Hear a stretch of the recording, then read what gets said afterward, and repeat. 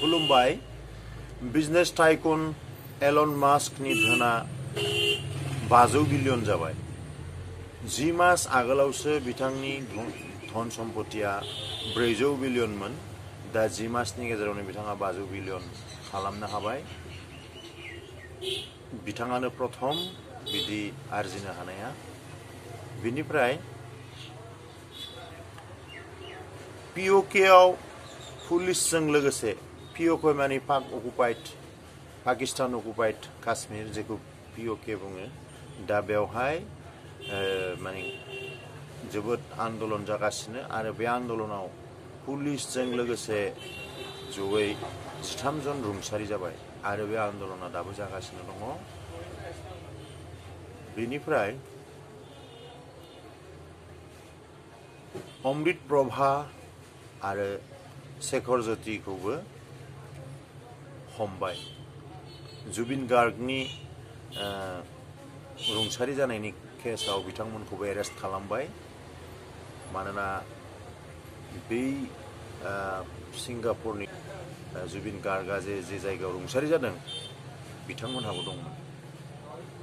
शेखर ज्योतिया जुबिन गार्गनि मिउजिशियान। दा बिथांमोनखौबो हमबाय। बिथांमोनखौ हमनायनि आगोल गोबां सोंगोरबाय थादोंमोन, जेरा खालामगोरबाय थादोंमोन। उनाव बिथांमोनखौ एरेस्ट खालामनाय जाबाय। आसामखौ बान मुक्त माने बानानिफ्राय उदां खालामनो थाखाय नरेन्द्र मोदी सरकारा हाबा मावनो लादों। थाबैनो बिथांमोना मावसिगोन। बिनि थाखाय बिथांमोना आर्थिक माने रां बाजेटबो होदों आरो बे जोंनि आसामनि थाखाय जोबोर मोजां खबर। थारैनो जुदि आसामा बानानिफ्राय उदां जानो हायोबा जोबोद मोजां। बेनिफ्राय फिलिपाइन्सआव 6.9 बांग्रि मावदोंमोन आरो बेवहाय 31 जना रुंसारि जादों आरो 140 जना आघात जादों।